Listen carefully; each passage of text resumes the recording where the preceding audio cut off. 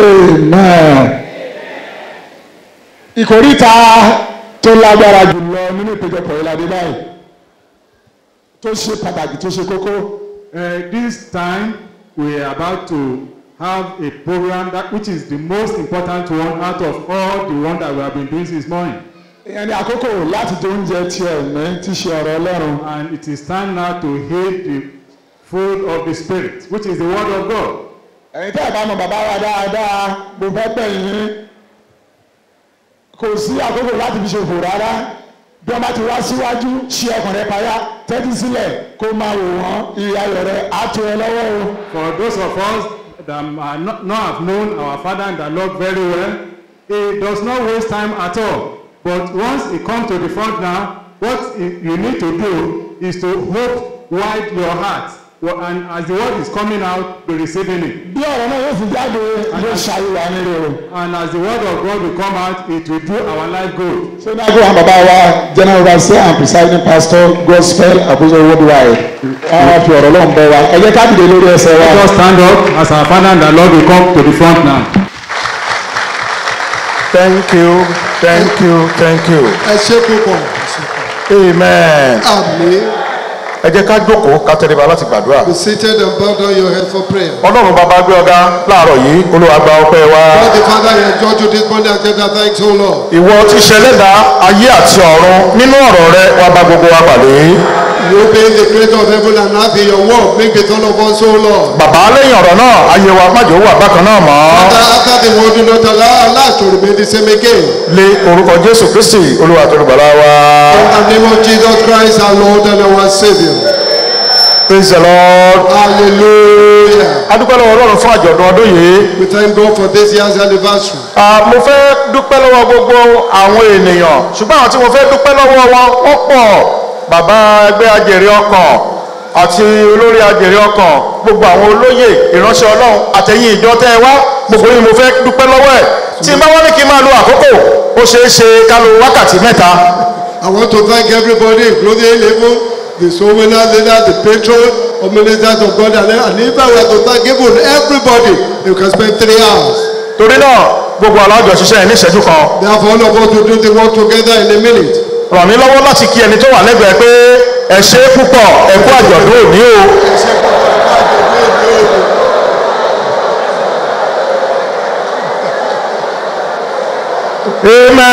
Amen. Ó kárí àbí kò kárí? It's gone all over. Ẹ ṣé. Thank you. Báyìí, Now, a fẹ́ lọ nínú ọ̀rọ̀ Ọlọ́run. we want to go forth in the word of God. Ṣùgbọ́n ibi tá a wà yóò gbà wá mọ́. But where we are cannot contain us again. Ẹ ṣé. Mo wá fi àkókò yìí sọ ọ̀rọ̀ àṣẹ. And I use this as moment to take the word of authority. Gẹ́gẹ́ bí àwọn ọmọ wòlíì bọ́ ti lọ bá wòlíì ọ̀gá wọn. As the children Tó pray sọ for the fún pé ibi tá a wà yóò gbà wá mọ́. Where cannot contain us Fún again. wa lóye ká lọ gé igi nínú igbó. Give us room to go and Ká pàgọ́ síbi tí àyè yóò wà. and make a bomb where there will be room. Wọ́n wá tún lọ gbégi àáké tó bọ́ sínú omi. The way to cut the tree and the Ọlọ́run pàpà tó fi agbára ńlá rẹ̀ hàn. God say reveal the greater. Torí náà ibi tá a wà yóò gbà wá mọ́. Where we are cannot contain us again. Ìwọ Ọlọ́run àpọ́sù Babalọ́lá. That God of Apostle Ìwọ Babylon. Ọlọ́run Akíbọ̀dé Ṣàdélà. God of Akíbọ̀dé Ṣàdélà. Mo fi ọ̀rọ̀ yìí lọ̀ ọ́ nínú ọdún yìí. For the Lord before this very Kó year. má di ìwòye àmọ́dún. Before this time next year. Olúwa mú wa débi àyè ńlá. Take us to a great place. Gbogbo àwọn tó wá parapọ̀ tó ń ṣe àmì àdúrà lórí ọ̀rọ̀ yìí. God has changed over this world. Ọlọ́run Ṣàdélà. God of Ṣàdélà. Mo fi ọ̀rọ̀ ayé wọn lọ̀ ọ́ ní ìṣẹ́jú yìí. The church of the life before Ọlọ́run mú wọn débi gíga. Lórí ọmọ yín lórúkọ Jésù kẹ́ máa gbọ́ èsì ayọ̀. Today you have the messages. Ògo ni fún Ọlọ́run lókè ọ̀run. Ẹ jẹ́ ká jókòó. Be seated. Àṣẹ ti gùn ún. Authority has come. Ọmọ wa nítorí ọ̀pọ̀lọpọ̀ ooru. Àwọn èèyàn nígbà tí mo jáde síta láti wò ó, àwọn èèyàn ò rí bí jòkó mọ́.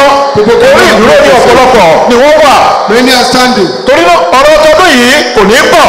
The word of this year will not be much. Ìwàásù yẹn àwùjọ ṣe ni. That we will do this sermon together. Gbogbo èyí tẹ́ dúró all you that you are standing, àtẹ̀yìntẹ́ jòkó, and all you that you are seated, àtẹ̀yìntẹ́ wà ní ìta gbangba, you are outside in the open, àtẹ̀yìntẹ́ gbọ́ wa ní òkèèrè rẹ̀, you hearing us afar, àti gbogbo ẹ̀yàn aládùúgbò tẹ́ ń fetí gbọ́ wa. all your neighbors hearing us. Ohun ọ̀tún Olúwa yóò ṣe nínú ayé yín. Everything God will do in your life. Ẹ jẹ́ kí á wo ìwé Mark orí kẹrìndínlógún Mark chapter 16, ẹsẹ̀ kẹrìndínlógún. verse 15. Níbẹ̀ ni àṣẹ ńlá tí Jésù Kristi Olúwa tó pa fún gbogbo onígbàgbọ́ tó wà. Great authority that Jesus gave unto all Ìdí believers. nìyẹn tí mo fi pe àkòrí ọ̀rọ̀ tààrọ̀ yìí ní àṣẹ ńlá fún gbogbo onígbàgbọ́. Great command for all believers. Nínú ìwé ìhìnrere Mark orí kẹrìndínlógún Go to the conscience in Mark chapter 16. ẹsẹ̀ ìkẹẹ̀ẹ́dógún ni ọ̀rọ̀ yìí wà. The word is in verse 15. Jésù Kristi wí pé Jesus Christ said, yes, ẹ lọ sí gbogbo ayé go ye into all the world, kí ẹ sì máa wàásù ìrere fún gbogbo ẹ̀dá. preach the gospel to every creature. Ẹ lọ sí gbogbo ayé Go ye into all the world, ẹ máa wàásù ìrere fún gbogbo ẹ̀dá. preach the gospel to every creature. Láàárọ̀ yìí This morning, mo fẹ́ kí olúkúlùkù ká múra I want all of us to be prepared láti ṣe iṣẹ́ náà bí Ọlọ́run ti fẹ́. to do the work that God desires. Ó wí fún wọn pé ẹ lọ sí gbogbo ayé Told them, go ye into all the world, ẹ máa wàásù ìrere fún gbogbo ẹ̀dá. preach the gospel to every creature. Ọ̀nà kan ṣoṣo tá a lè fi gbà láti bá Ọlọ́run ṣiṣẹ́ pọ̀ nìyí. This is the only one way we can take to work with God. Ò bá àdéríṣẹ́ owó tàbí kò déríṣẹ́ àdáni. Maybe you're a partisan or you're a private businessman. Bó o jẹ́ jagunjagun, bó o jẹ́ ọ̀gá ọlọ́pàá, Maybe a soldier or a bó o police jẹ́ officer. oníṣòwò.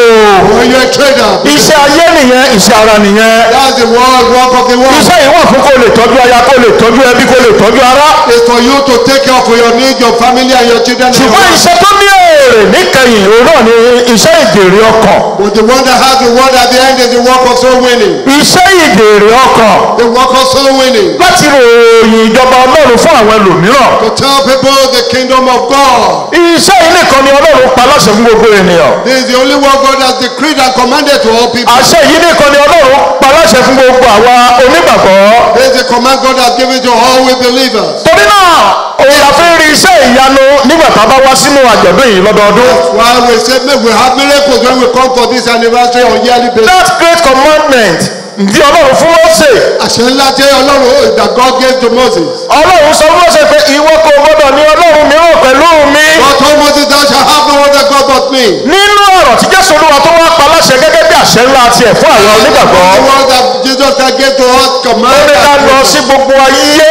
He said we should go to all the world. Ká máa wàásù fún gbogbo ènìyàn. Preach to all people. Ó lóun ò ní fi wá sílẹ̀, òun wà pẹ̀lú wa títí òpin ayé. He said you will not forsake us with us to the end of the world. Gbogbo ẹnikẹ́ni tó bá Ọlọ́run dòwò pọ̀. And all of you that you call to join Gbogbo ẹnikẹ́ni tó bá Ọlọ́run ṣiṣẹ́ yìí lẹ́kùnrẹ́rẹ́. with walk with God in fullness. Wọn ò lè ṣe kọ́mọ́ rí iṣẹ́ ìyanu Ọlọ́run nínú ayé wọn. Cannot but have miracles of God in their life. Ohun tó ń jẹ́ kí iṣẹ́ ìyanu kó máa ṣẹlẹ̀ lọ́dọọdún tá a bá wá nìyí. This is what makes miracles to happen on yearly basis when we come Torí pé here. ó ní ẹ wá ìjọba Ọlọ́run náà àti òdodo rẹ̀. Because it says seek ye first the kingdom of God and his Gbogbo righteousness. eléyìí tó kù a ó fi kún fún yín. All other things shall be added unto Torí you. pé gbogbo yín filé sílẹ̀ tẹ́ wá bá Ọlọ́run pàdé. Because you are forgetting your home to come and meet with Ẹ wá God. láti wá ṣe àdùnnú àjèrè ọkàn. You are come to do the anniversary of his home. Àwọn tó kù tí Ọlọ́run ṣe ìlérí pé òun máa fi kún fún wa, òun náà ní ìwòsàn, All the remain of God will have it. ìṣẹ́gun, Victory, ìbùkún, blessing, ìdáǹdè. even deliverance. Ìdí nìyẹn tọ́lọ́run fi fi àṣẹ ńlá sínú oúnjẹ tí ẹ fẹ́ jẹ tàbí tí a ti ń jẹ látẹ̀yìnwá. Ọlọ́run náà fẹ́ tí kọ́kọ́ wá ti ìjọba ọ̀run. Yes. Oúnjẹ tí a bá wá gbé fún olúkúlùkù. Yes. Ohun tó kù Yes. nínú ayé rẹ Ọlọ́run mọ̀ ọ́. Oh yeah. Èyí tó kù nínú ayé mi Ọlọ́run mọ̀ ọ́. Yeah. Bí o ti ń jẹ oúnjẹ náà lórúkọ Jésù, Olúwa yóò máa bá gbogbo àìní rẹ pàdé. As you eat the food, the Lord God will make you in all your needs in the name of Jesus Christ. Kì í ṣe pé nǹkan kan ló wà ní oúnjẹ yìí tó yàtọ̀. It's not that we are putting anything different in this food. Ohun tó wà bẹ́ẹ̀ náà ni àṣẹ Ọlọ́run àti agbára Ọlọ́run. What is therein is the commandment of authority of God and his power. Pé ẹ wá ìjọba Ọlọ́run àti òdodo rẹ̀. Gbogbo ìtọ́bàkù máa fi kún fún yín. Ẹ ti wá láti ṣe ti Ọlọ́run. Yes. Ọlọ́run náà máa fi ọ̀nà kan gbà láti sọ yín lẹ́san. Yes. Ìdí nìyẹn tó yẹ kó gbogbo ẹnikẹ́ni nínú wa bẹ́ẹ̀ bá ṣe wọ́n jẹ́ síbí kan lásán ló bá jẹ́ nínú oúnjẹ yẹn ìyanu á ṣẹlẹ̀ nínú ayé rẹ̀. As I say, seeking for the kingdom of God and his righteousness. And all other things will be added unto you. And because you have come today, all other things that need to be done for you, as you eat the food, will happen in your life in the name of Jesus Christ. Mo wo ọ̀rọ̀ kan lẹ́nu àìpẹ́ yìí tí ẹnìkan sọ wípé wọ́n sọ pé oògùn See, tó ń kun àwọn ènìyàn lóorun tó bá fún wọn the sedatives that we given to people, wọ́n máa sùn. they will sleep. Oníṣègùn òrìmọ̀ ìjìnlẹ̀ kan ó wá mú òògùn yìí ó gbé lọ sí laboratory wọ́n ní ó lọ yẹ̀ ẹ́ wò nígbà tó ṣàyẹ̀wò ẹ̀ ó wá sọ fún wọn wípé nínú analysis tóun ṣe òun ò rí nǹkan tó lè kùyàn lóorun nínú òògùn yìí. And one scientist took this sedative and took it to the laboratory and said, after examining it very well, there is nothing, no substance that can make one to sleep in that drug. Ẹni tó wájọ sọ̀rọ̀ wá sọ fún oníṣègùn òyìnbó yẹn pé ó dáa kò burú kò sí nǹkan tó lè kùyàn lóorun gẹ́gẹ́ bí àyẹ̀wò tó ṣe ṣùgbọ́n àwọn tí wọ́n fún lóògùn yìí wọ́n sùn tàbí wọn ò sùn ó ní wọ́n sùn. And then the doctor told him that there is nothing here. Then the person was talking to say, well, you said there is nothing that can sedate one in this drug. But the people that were given the drug, did they sleep or not? He said they slept.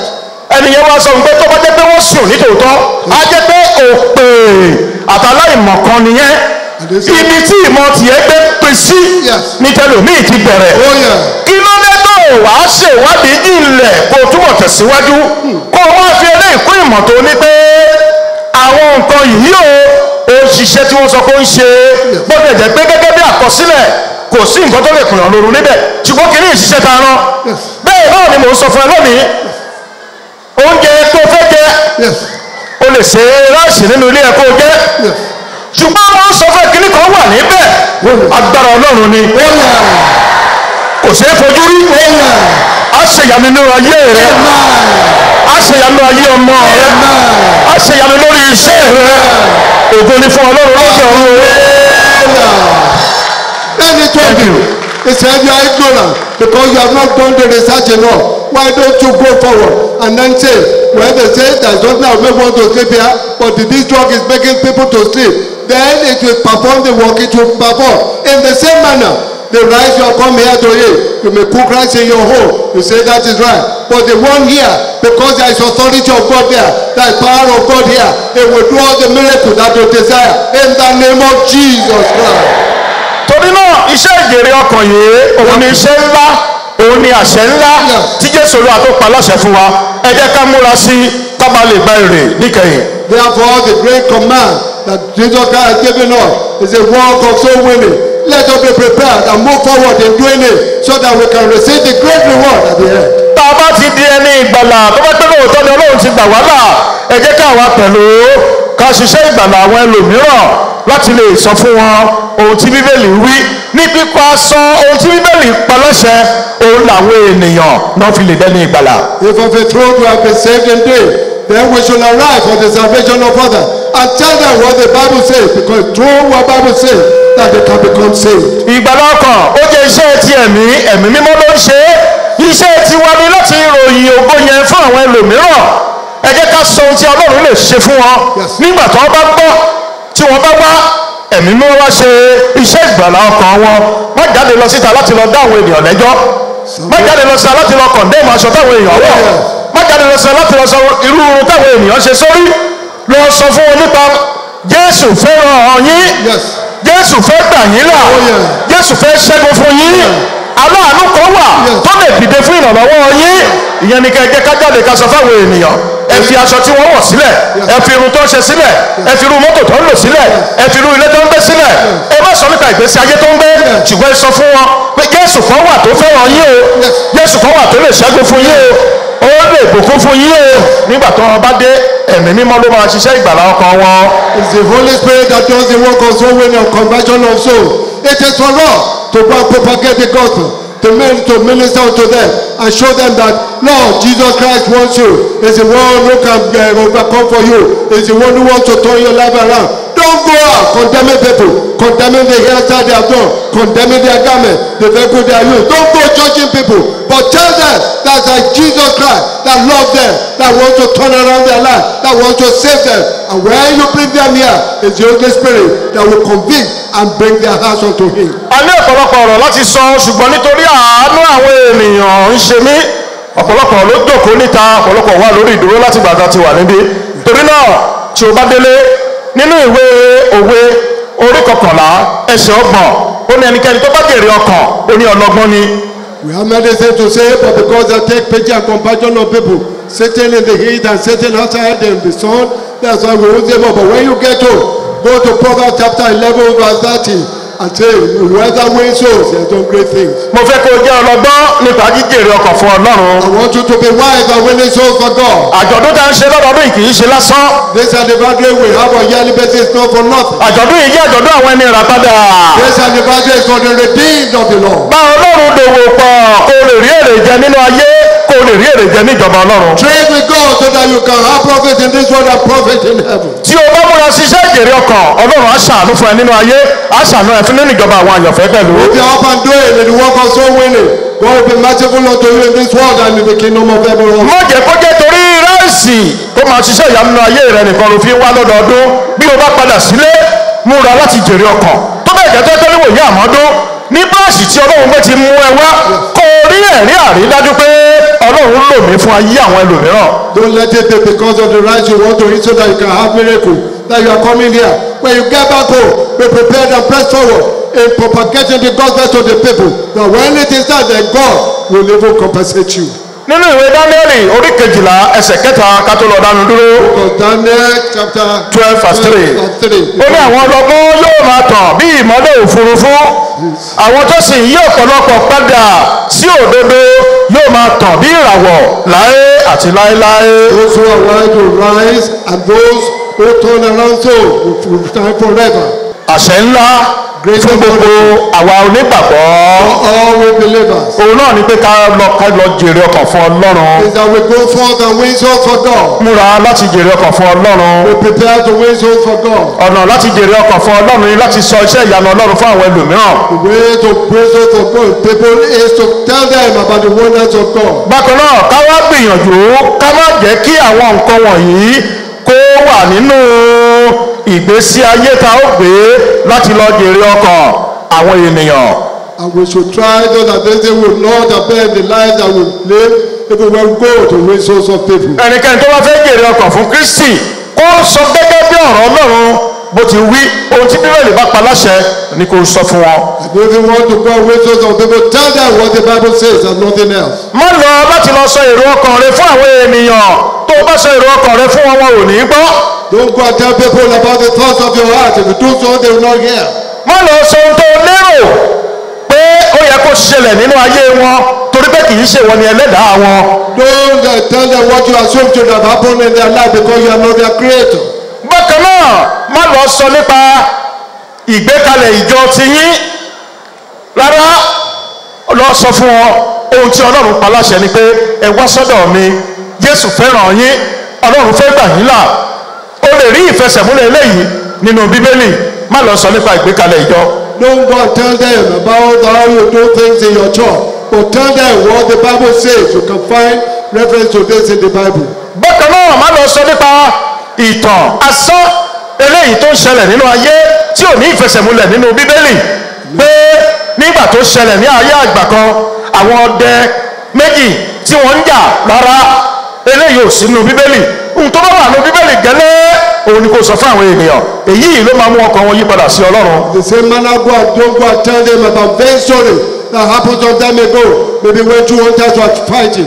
No, go and tell them what the Bible says precisely. This is what will turn their hearts. bákan náà ni mo sọ ní ìbẹ̀rẹ̀ ọ̀rọ̀ mi pé má lọ láti lọ sọ fún wọn pé gbọ́ irú aṣọ tẹ́ wọ̀ yóò bójú mu irú bàtà tẹ́ wọ̀ yóò bójú mu fìyẹn sílẹ̀ fún ẹ̀mí mímọ́ nígbà tí wọ́n bá dẹnu ìjọ tólùṣọ́àgùntàn bá wàásù Ọlọ́run á bá ọkọ̀ àwọn ènìyàn pàdé tó wọ́n jẹ́ ìyẹn ló bá lọ gbé síwájú àwọn ènìyàn ò ní lè jèrè ọkàn má kọ̀ndẹ́mù àwọn ènìyàn. The same manner as I've told you before, don't condemn people, don't tell them the garment you are putting on is not worth it, your choice is bad, but tell them about what God has done, what Jesus Christ can do. And when they come to the church, when the ministers minister, then the Holy Spirit will meet them and convict them. lákòótán ara ká má gbàgbé pé ọ̀run tí Ọlọ́run ń gbé ńlá fẹ́ darí àwọn ènìyàn sí ìdí nìyẹn tá a fi lọ béèrè ọkàn wọn tá a lọ gbàdúrà tá a lọ wàásù sí wọn ọ̀run tí Ọlọ́run ń gbé la fẹ́ mú àwọn ènìyàn lọ tí wọn náà pẹ̀lú fẹ́ lọ kì í ṣe ìlú tó ti jáde wá kì í ṣe agboolé rẹ tàbí agboolé tèmi bọ́bá lè wá jẹ́ pé ìlú tí Ọlọ́run ń gbé la fẹ́ darí àwọn ènìyàn lọ Ọlọ́run ló mọ ọ̀nà tó yọrí sí ibi tó jẹ́ ibùgbé rẹ̀. Ẹ jẹ́ kí Ọlọ́run kó ṣiṣẹ́ ìgbàlà ọkàn àwọn ènìyàn láti darí wọn sí ọ̀nà tí wọ́n ó rìn. Ẹ má sọ nípa ti ara, ẹ má sọ nípa àwọn nǹkan tó lè mú ìbànújẹ́ wọnú ayé àwọn ẹ̀dá. Ẹ fi Jésù Kristi hàn wọ́n. Tó bá jẹ́ ọ̀run tọ́lọ́run ń gbé la fẹ́ darí wọn sí, Ọlọ́run ló mọ ọ̀nà tó mọ̀ tó máa darí wọn sí nígbà tí wọ́n bá dé láti wá gbọ́ ìwàásù látẹnu àwọn olùṣọ́ àgùntàn. Nígbà náà Ọlọ́run á máa wá darí wọn díẹ̀ títí ẹsẹ̀ wọn yóò fi dúró. If of a truth is in heaven that where God resides, we want to point their eyes to. They want to take them to there. We live it for God to show them the way there. It's not for us to go and be telling them this, the way you do this, and let them come to the church. Propagate Jesus Christ to them. When they come here, then the Holy Spirit will minister to them from the sermon of the ministry. Ẹnikẹ́ni tó bá ń jèrè ọkàn, ẹ sọ fún wọn pé àwọn èèyàn bẹ́ẹ̀ wà nínú àwọn ẹgbẹ́ aláṣejèrè. Ẹnikẹ́ni tó bá wàásù tó ń jèrè ọkàn tó ń yí ọkàn padà sí Ọlọ́run, wọ́n jẹ́ ẹgbẹ́ aláṣeyọrí. Ẹnikẹ́ni tó bá gbẹ̀kẹ̀lé iṣẹ́ ara ẹnìkan nínú ayé yìí tí ò bá ráyè láti ṣiṣẹ́ fún Ọlọ́run, àwọn yẹn wọ́n mọ̀ bí tó máa bára wọn. Ṣùgbọ́n ìwọ tó bá fẹ́ wà ní ẹgbẹ́ aláṣejèrè, tó fẹ́ wà ní ẹgbẹ́ aláṣeyọrí, múra láti wàásù fún àwọn ènìyàn, múra láti jẹ́ ẹgbẹ́ ajèrè ọkàn, múra láti wàásù ọ̀rọ̀ Ọlọ́run fún àwọn ẹ̀dá. Whoever is winning soul, tell them they are members of the group that shall be rewarded. They are members of the group that shall succeed in the end of time.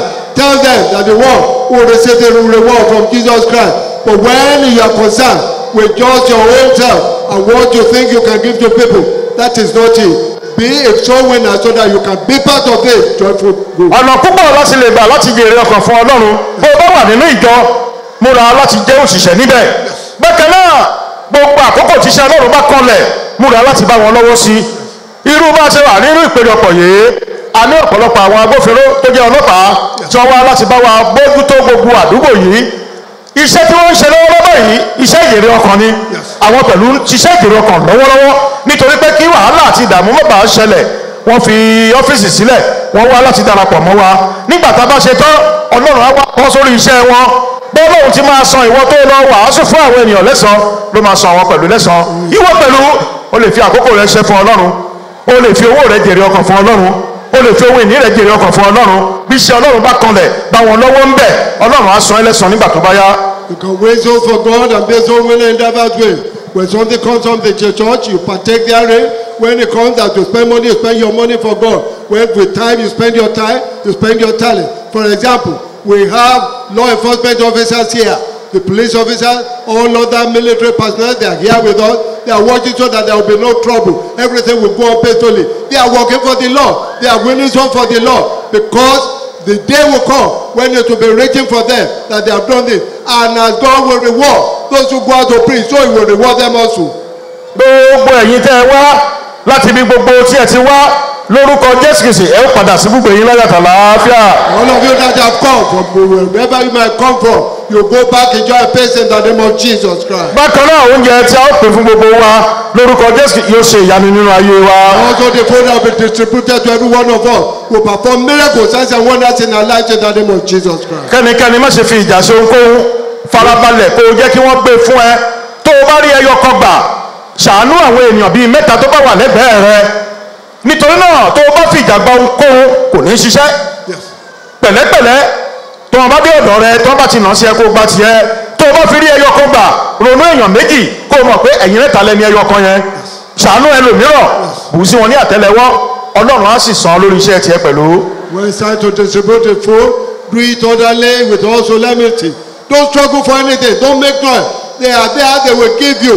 And when you have received one, be conscious of the other two that may not have, and they will use it to give to others. If it's a spoonful, you give to them. The Lord God will perform the same wonders in all your lives in that. Tó o bá fẹ́ ìtẹ̀síwájú nínú ayé rẹ, bẹ̀rẹ̀ sí jèrè ọkàn látòní lọ. And if you want progress in your life, begin to win souls from today. Tó o bá fẹ́ ìtẹ̀síwájú nínú ilé rẹ, bẹ̀rẹ̀ sí jèrè ọkàn látòní lọ. Progress in your home, begin to win souls from Bó ṣe today. òkè iṣẹ́ rẹ kó ṣe rí, bẹ̀rẹ̀ sí jèrè ọkàn látòní No lọ. matter how your work be, begin to win souls from Gbogbo today. ẹgbẹ́ tó ń retí èrè lórí ọmọ tó bí ẹ dìde kẹ́kẹ́ hallelujah.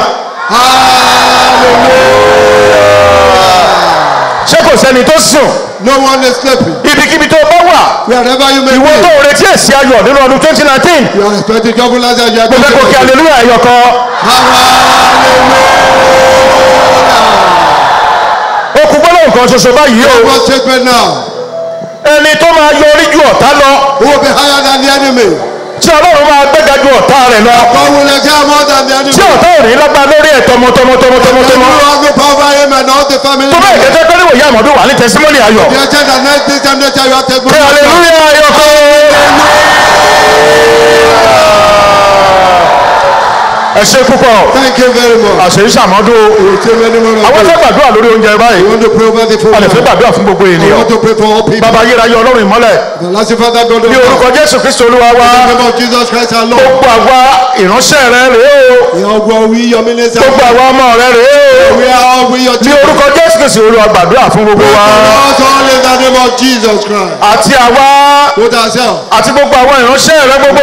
All your ministers. àti ìdílé bàbá wa kíbọ̀dé sàdéra. Family of Baba Satana. àti gbogbo àwọn tó ń gbọ́ wa lọ́kẹ̀rẹ̀ rere. All those who are hearing us. àti gbogbo aládùúgbò tó ń fetí gbọ́ wa. All our neighbors. àti àwọn agbófinró tó wà pẹ̀lú wa. And all the Lord. ní orúkọ jésù olúwa kó gbàdúrà fún gbogbo wa. Pray for all of us in the name of Jesus Christ. kí ọ̀rọ̀ ayé rẹ̀ kọ̀ọ̀kan wá kó di ẹ̀rí ayọ̀. And our life affairs will become testimonies of joy. bí a ti wá ọlọ́run sàdéla kó mú wa padà sí ibùgbé wa láyọ̀ tàlà àáfíà. Confess only God of Tadela will take us back. oúnjẹ tá a wá gbé kalẹ̀ yé ọlọ́run kò yà á sí mímọ́. Sanctify the food in the name of Jesus. àṣẹ ọ̀run kò wọnú oúnjẹ náà. Let heavenly authority go into the food. kí gbogbo wa ká ní ẹ̀rí rere. Let all of us have good testimony. ní orúkọ jésù kristi olúwa àtolùgbàlà wa. In the name of Jesus Christ our Lord and our Savior. amen.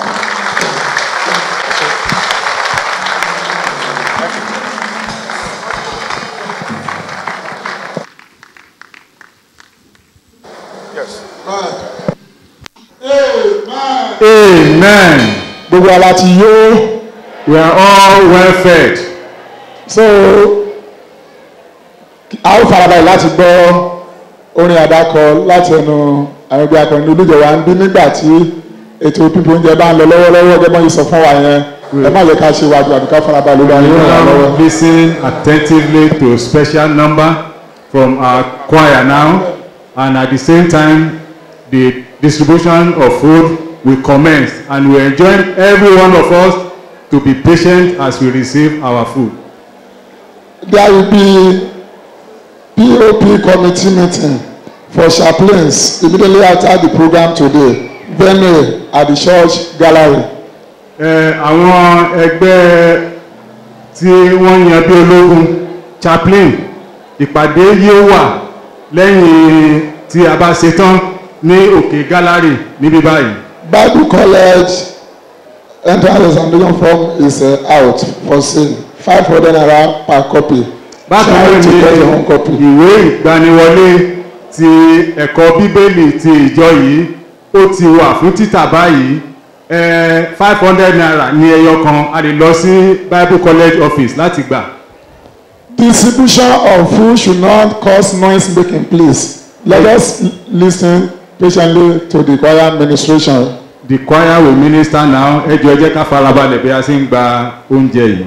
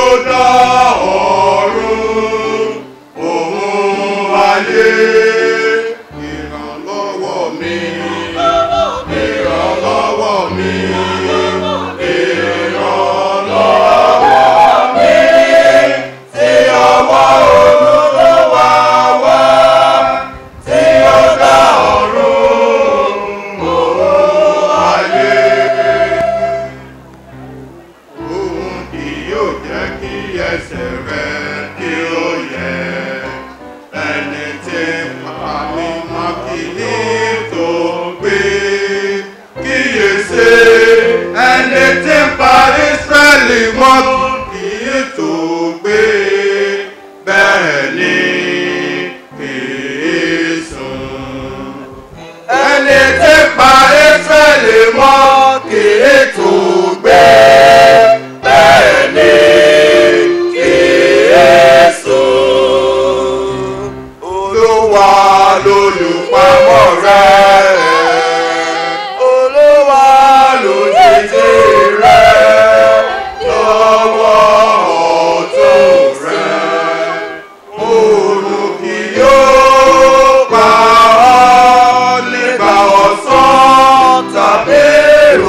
pa nígbà òru.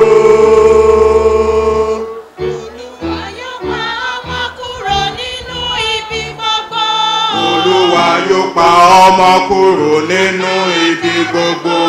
Olúwa yóò pa ọmọ kúrò nínú ibi gbogbo. Yóò pa ọkọ̀ rẹ mọ́. Yóò pa ọkọ̀ rẹ mọ́. Olúwa yóò pa àlọ àti àbọ̀ rẹ mọ́ láti ìgbà ayé lọ. Láti ìgbà ayé lọ. Láti ìgbà ayé lọ.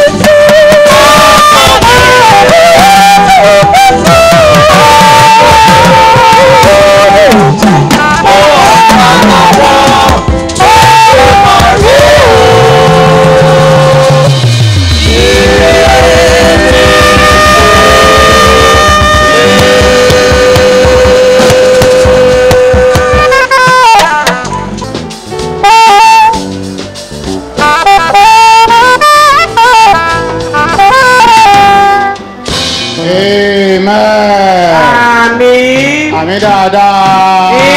Amen. Àkókò tó It is time tí a fẹ́ ta Ọlọ́run lọ́rẹ. that we want to give offering unto God. Ọrẹ tèmi mo mú dání. Gbìyànjú kí ìwọ náà mú ọrẹ rẹ láti fi ṣèdìdí àdúrà tí ìwọ náà ń gbà.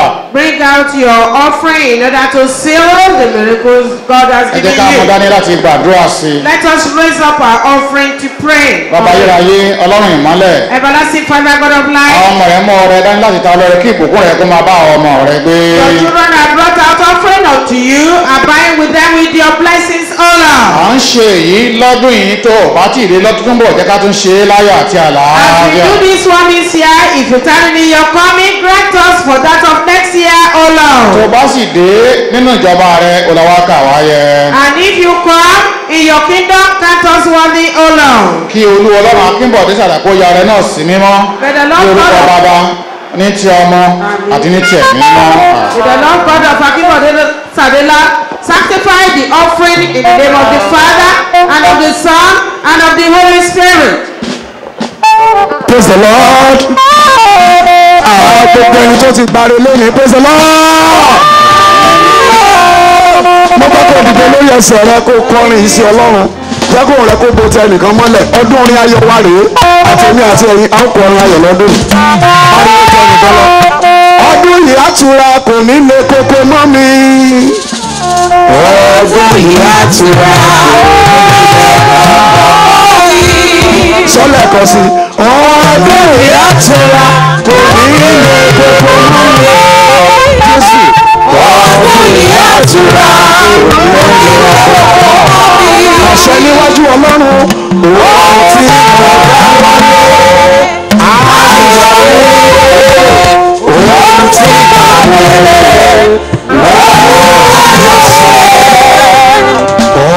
Ọdún yìí á tura. Àwọn tá ń lọ síbi gíga, mo fẹ́ kó o múra láti jó. Tẹ̀síwájú lọ́nà lójoojúmọ́, mo gbàdúrà bí mo ti lọ, olùwàjọ, òní sọ̀rọ̀. Olúwa dákun jọ, olùwàjọ, gbẹ̀mí sókè, fà mí lọ sí ibi gíga, àpáta tó dájú mi lọ, olùwàjọ, gbẹ̀mí sókè.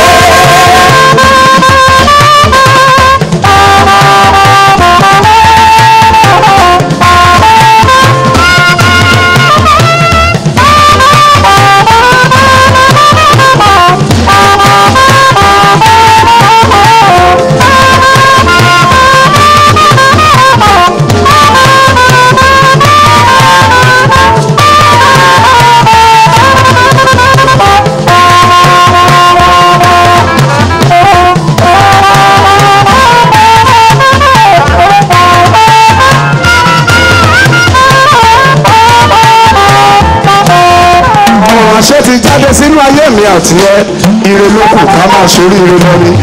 Fi ìgbàgbọ́ sọ pé o ti débi gíga, wá wà pariwo ibi tó ṣe mí dé. Jésù ẹ máa pé mo lè dé lọ. Mo ní ológo sọ̀rọ̀, mo ní ológo. Ọlọ́run Akínbọ̀dé o. Mo ní ológo. Pẹ̀lú ìgbàgbọ́ ibi tó ṣe mí dé. Mẹ́mà pé mo lè dé bọ̀. Orí ológo.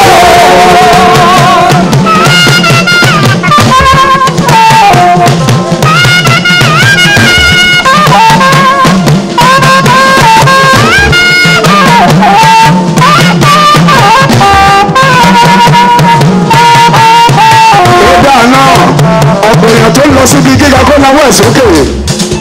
Ọ̀rẹ́ ó dá mi lójú pé ibi gíga láyé mi àti ẹ bó ṣe ń juwọ́ yẹn sọ́lọ́run mo fẹ́ kó kọrin jẹ́ nìkan lọ bá ń sọ níwọ̀n pé ẹ ń wá bá mi dúpẹ́. ẹ ń wá bá mi dúpẹ́.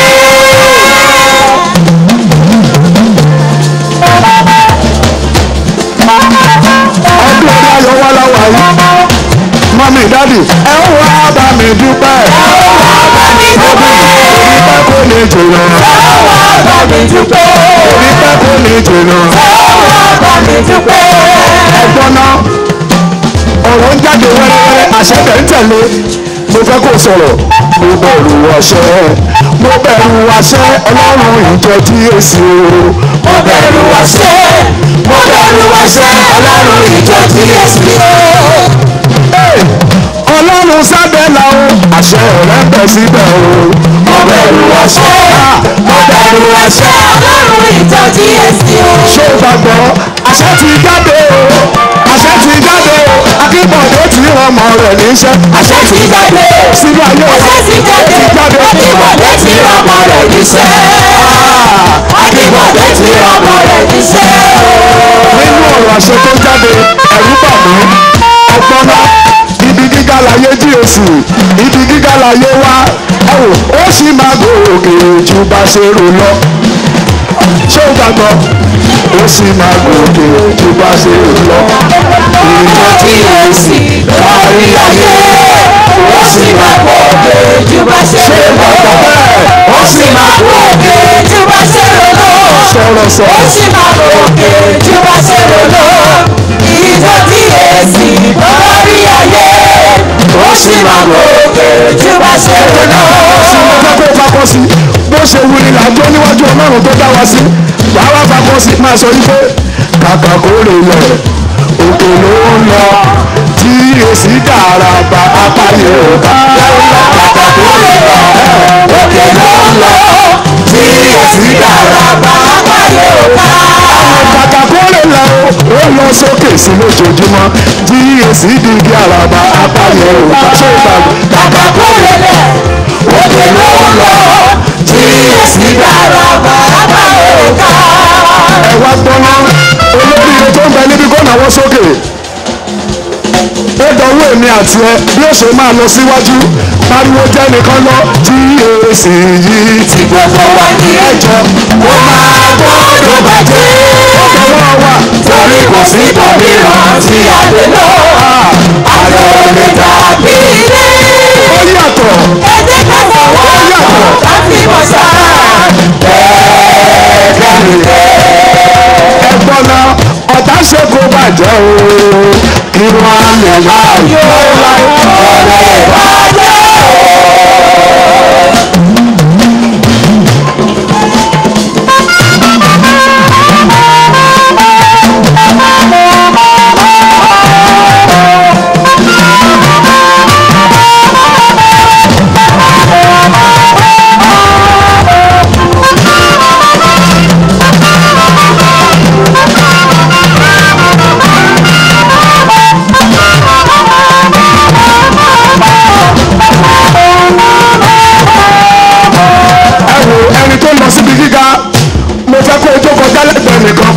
ṣẹlẹ̀ lọ́dún yìí ló fẹ́ sọ fún wọn bó ṣe ń jókòó tá máa sọ fún wọn dúpẹ́ lọ́dún yìí ẹ wà á bá mi dúpẹ́. ẹ wà á bá mi dúpẹ́.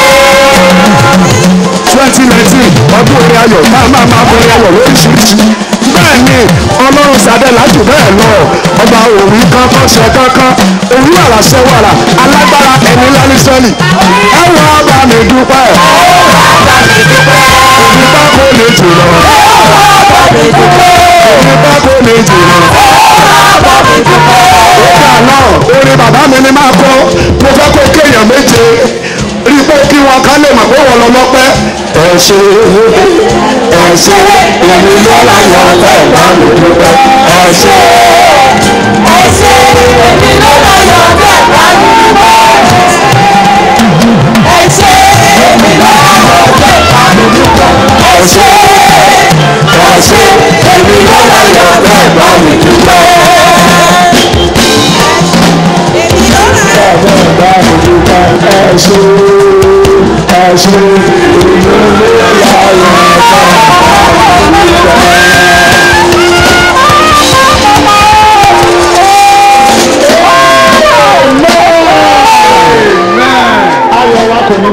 Our joy will not be corrupted.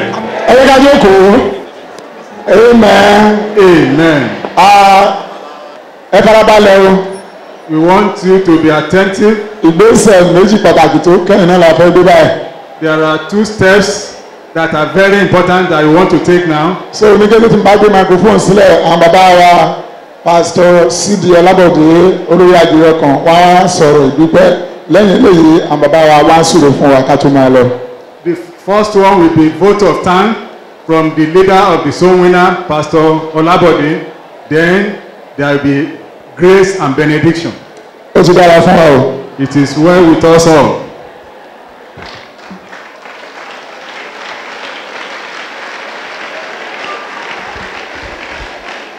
Amen. Amen.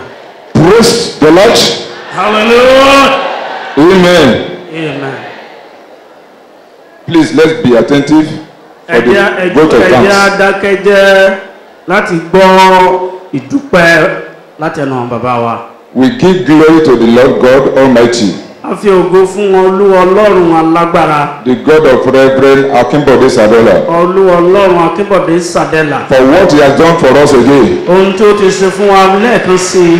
Just as our hymn book said, Gẹ́gẹ́ bí àwọn tí wọ́n sọ. there is no other way to be happy in Jesus than to trust and obey. Kò sí ọ̀nà mìíràn láti ní inú dídùn ju pé ká gbọ́ràn sí àṣẹ Jésù. Our God is so faithful to his word in our lives. Ọlọ́run wa jẹ́ olótìtọ́ nínú ayé wa. May his name be praised forever. Kí orúkọ rẹ̀ kó máa di yìnyín lógo títí láé. I indeed appreciate God, our omniscient God, in the life of our Father and the Lord, the General Overseer and the presiding officer, presiding pastors of Gospel Apostolic Church worldwide, our daddy, Pastor Moses Ajani Adewumi. A fi tọkàntọkàn tìdúntìdún dúpẹ́ lọ́wọ́ àwọn bàbá wa, áńgẹ́lì ìjọ yìí, alákòóso gbogbogbò àti olùṣọ́ àgùntàn lórí ìjọ Gospel Apostolic Church worldwide, àwọn bàbá wa àlùfáà Moses Ajani Adewumi. At least, with what almost everybody has witnessed so far, under his ministry in this church, without any exaggeration, he is our God-ordained leader.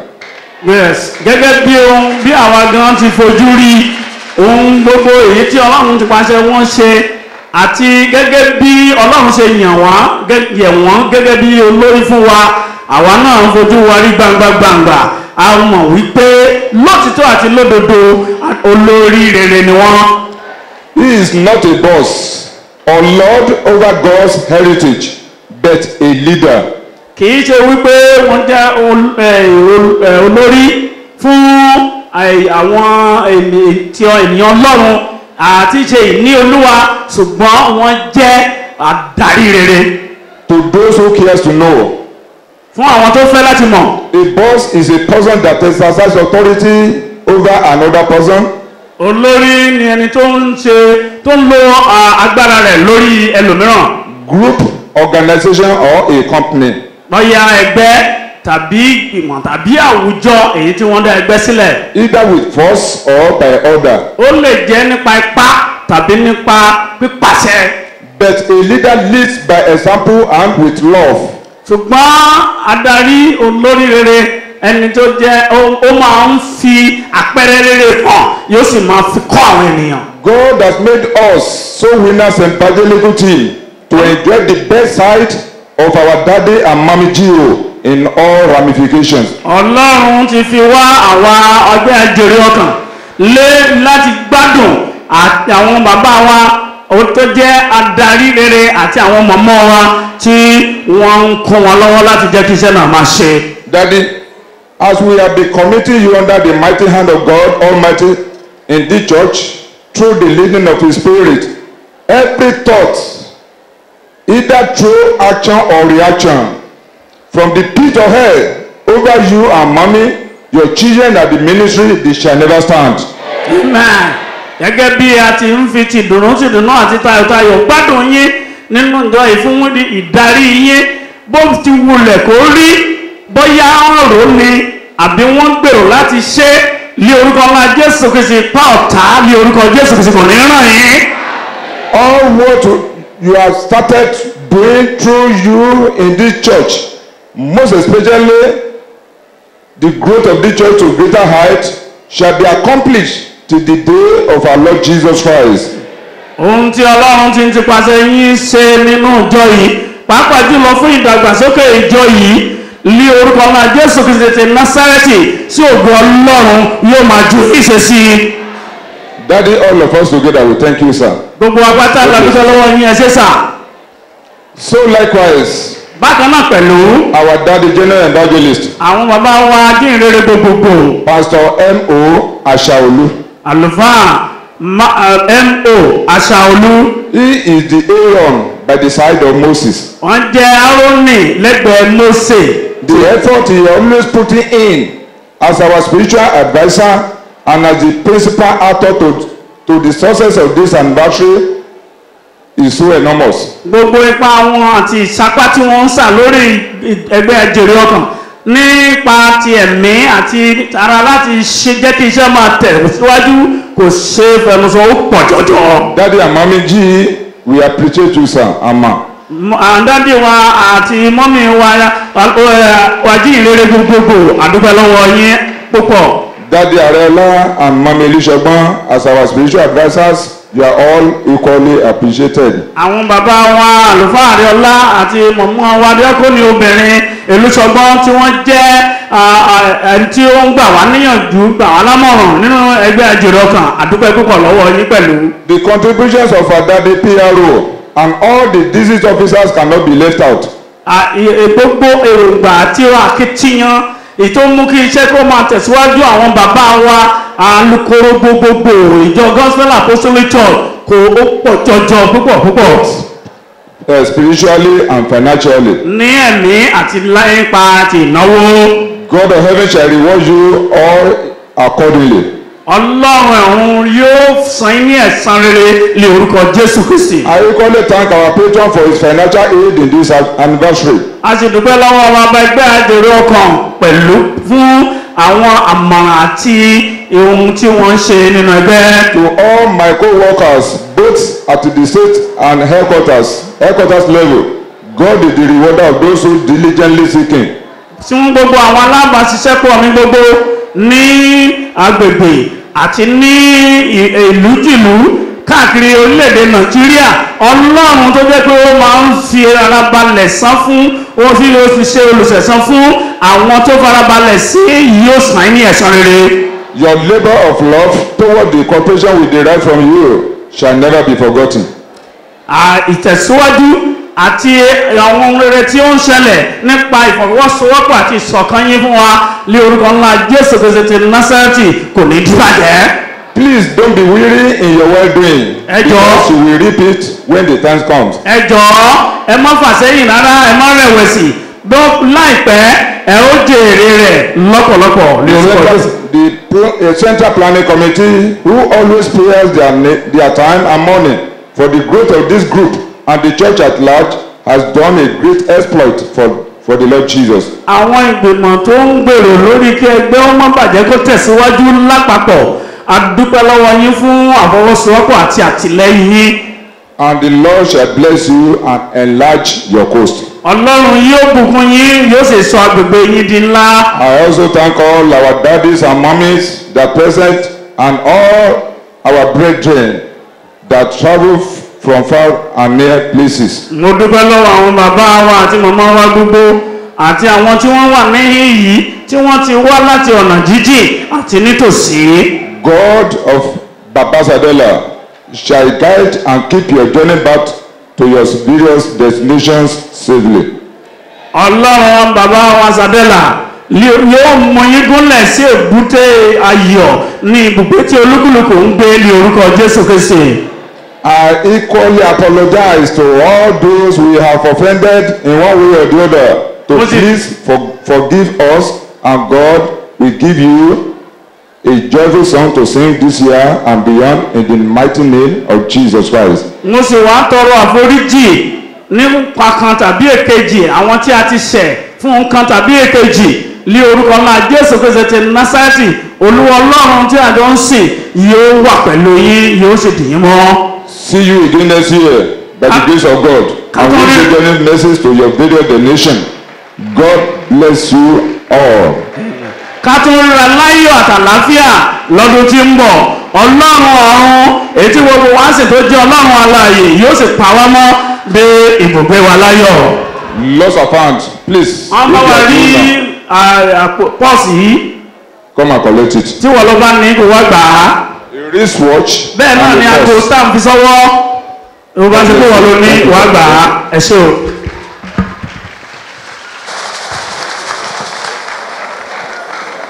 Praise the Lord.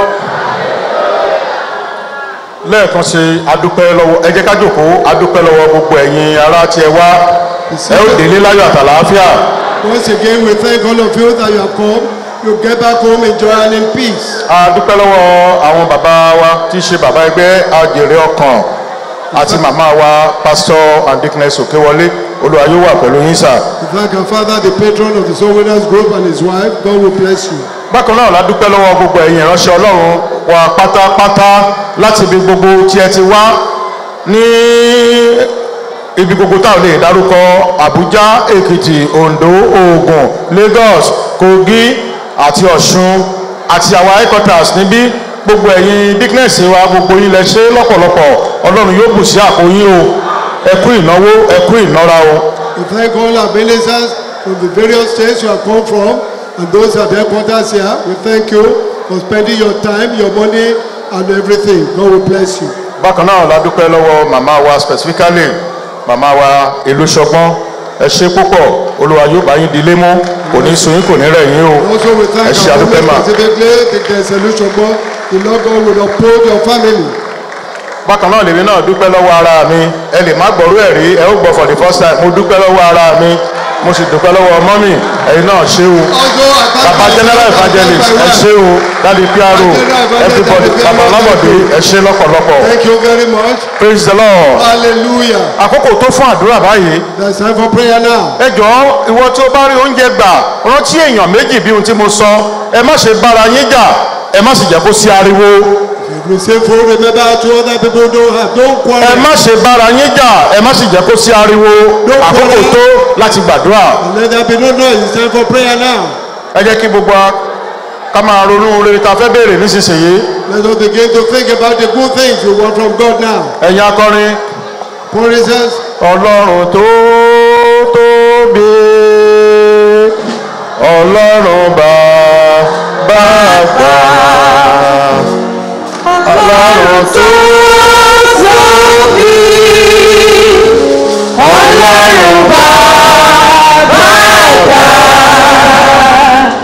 ayé ló wá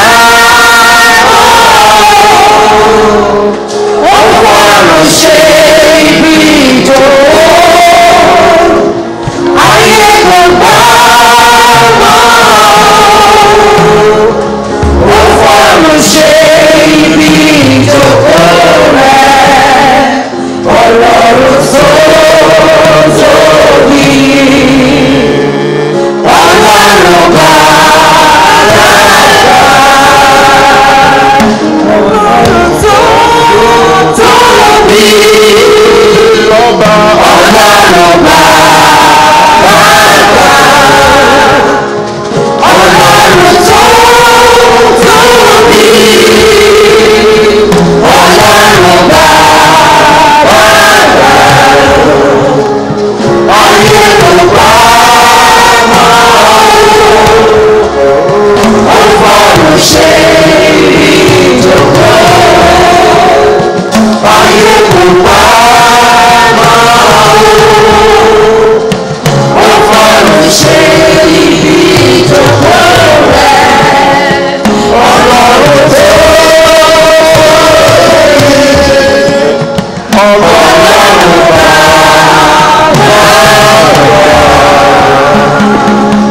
Ọlọ́run bàbá lọ́la ò mú ṣe bá Ọlọ́run akébọ̀dé ò mú ṣe bá torí pé ó gbàdúrà. Ọlọ́run bàbá lọ́la ò mú ṣe bá Ọlọ́run akébọ̀dé ò mú ṣe bá torí pé ó gbàdúrà. Jọ̀wọ́ bá mi yìn lógo. Bá mi gbé orúkọ rẹ̀ ga. Ní ìgbàgbọ́ pé yóò ṣe tiẹ̀ lónìí. Ọlọ́run ṣe bá. Ọlọ́run akíkanjú mo ṣe bá. Mo ṣe bá torí pé ó gbàdúrà. Ọlọ́run bàbá mo ṣe bá. Ọlọ́run akíkanjú mo ṣe bá. Mo ṣe bá torí pé ó gbàdúrà. Mo ṣe bá torí pé ó gbàdúrà. Mo ṣe bá torí pé ó gbàdúrà. Mo ṣe bá torí pé ó gbàdúrà. Mo ṣe bá torí pé ó gbàdúrà. Mo ṣe bá torí pé ó gbàdúrà. Mo ṣe bá torí pé ó gbàdúrà. Ní orúkọ Jésù Kristi. In the name of Jesus Christ. Ní orúkọ ńlá Jésù Kristi. In the mighty name of Jesus Christ. Ní orúkọ ńlá Jésù Kristi. In the mighty name of Jesus Christ. Nípa orúkọ ńlá tó borí gbogbo orúkọ. For the great name that surpasses all Èyí tí ṣe orúkọ Jésù Kristi tí àwa ń pè. in the name of Jesus Christ I will call. Olúwa gbogbo àwọn ènìyàn rẹ̀ rèé o. Lord, here we are all your people. Ohun rere tí a fẹ́ lórúkọ Jésù Kristi Olúwa gbé ilé wa lọ́wọ́. All the great things we desire hand over to us, oh Lord.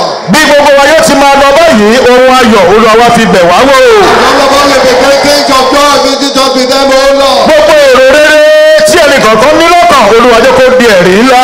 The great thoughts and desire we have in our heart. Kí gbogbo ìjọ rẹ lórúkọ Jésù Kristi kan máa wà láyọ̀ àtàlàáfíà. Our church being joy and peace all the time. Àwọn tó jẹ gbèsè Olúwa kó bá wọn san.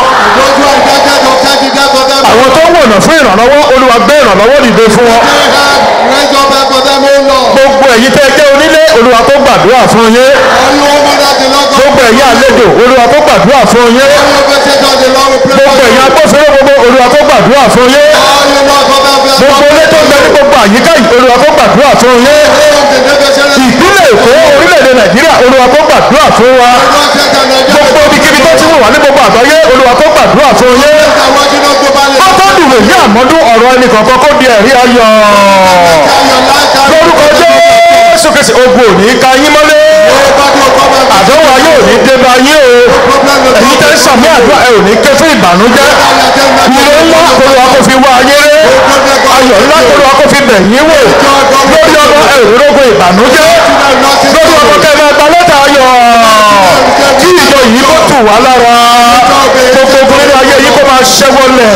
Gbogbo ẹni tó ń ṣàìsàn Olúwa kó gbé wọn dìde. Lórúkọ Jésù Olúwa kó tilẹ̀kùn mọ́ ikú. Olúwa kó tilẹ̀kùn mọ́ àrùn. Olúwa kó tilẹ̀kùn mọ́ ìṣẹ̀dànù. Àdánwò ayé Olúwa kó tilẹ̀kùn mọ́ wọn. Bí o ti lọ ire kó máa bá yín lọ. Gbogbo èyí tẹ́ wọ́n mọ níwòye àmọ́dún kẹ́ gbọ́ ọmọ yín wá. Lórúkọ Jésù kẹ́ gbé ọmọ yín wá. Lórúkọ Jésù kẹ́ gbé ọmọ yín wá. Ẹ̀yin tẹ́ òrìṣẹ́ ṣe Olúwa kó pèsè iṣẹ́ rere fún yín o. Àánú Ọlọ́run kó máa bá yín lọ. Oore ọ̀fẹ́ Ọlọ́run kó máa bá yín lọ. Àṣẹ Ọlọ́run sọ̀lẹ́là kó máa bá yín lọ. Ẹ̀yin tẹ́ kọ̀wé àdúrà lórúkọ Jésù kẹ́ rí lẹ́tà ayọ̀ gbà. Kẹ́ rí èsì ayọ̀ gbà. Ẹ̀yin tẹ́ kọ́ tí ń sinú ọkọ̀ kẹ́ rí èsì ayọ̀ gbà.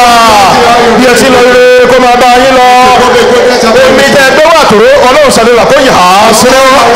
Omi ara yé ìjà ara yé Olúwa kó yà á sínú. Àmì iye, àmì ìgbàlà, àmì àṣeyọrí, àmì àṣeyege, àmì oríire, àmì ìṣẹ́gun kó máa bá yín lọ. Wàyí o, bàbá wa ṣèèṣì rí ẹnikẹ́ni tí kò bá dẹrù lé lórí ọba tó gba kọ́kọ́ lọ́wọ́ ikú àti kòkó ní orúkọ Jésù Kristi Olúwa bá wa yẹ̀ ẹ́ dẹ́rù. Kátólì ra níwòye àmọ́dún bí Jésù Olúwa bá ìdè ayọ̀ yín kojú tọdún yìí lọ tó bá sì dé níjọba rẹ̀ kó ka gbogbo wa yá ní orúkọ Jésù Kristi Olúwa àti Olùgbàlà wa. In the name of Jesus Christ our Lord and our Savior. Kí oore ọ̀fẹ́ Jésù Kristi Olúwa wa ìfẹ́ ńlá tí Ọlọ́run ìdàpọ̀ ti ẹ̀mí mímọ́ àlàáfíà Olódùmarè kó pa wọ́n lára àtọkàn mọ́ kó máa bá gbogbo wa gbé títí ayé àìnípẹ̀kun. Àmín. Praise the Lord. Praise the Lord. Praise the mighty Jesus. Clap your hands for Jesus Christ, King of Kings. Ẹ jẹ́ ká jókòó báyìí o. Tètè bàbá máa fi jáde. Please be seated. Our God is God of order. Be seated. Nobody should go out. Thank you. Ní gbogbo afarabalẹ̀ ẹ̀jẹ̀ káwọn dájú àti mọ́mí wa kan kọjá. Olúwa yóò ràn wá lọ́wọ́. Ire kó máa bá gbogbo yín lọ. kí àánú ọlọ́run kó máa bá yín lọ o ìṣẹ́gun ọlọ́run kó máa bá yín lọ o lórúkọ Jésù Kristi ẹ ò ní délé bá ẹkún ìbànújẹ́ ò ní gbẹ̀yìn ayé yín ìgbẹ́kẹ̀lé lórí ọmọ kò ní já sí asán ọlọ́run kó ṣíjú àánú wò yín o kí ọ̀rọ̀ ayé yín kó di ẹ̀rí ayọ̀ ẹ̀yin tẹ́ ń ṣàmì àdúrà ẹ ò ní ké fún ìbànújẹ́ ọlọ́run ṣàdúrà kó máa bá yín lọ lórí ọkọ kó pa yín lẹ́rìn ayọ̀ lórí aya kó pa yín lẹ́rìn ayọ̀ lórí àwọn ọmọ yín kó pa yín lẹ́rìn ayọ̀ àdélébáre o àrìnàkórè o àkóyà bí o. All Lagos State minister, please kindly remain seated on the altar here for that information I want to pass out. Please, that there was a lost and found purse. There is handset inside and some money. Come with proof of ownership.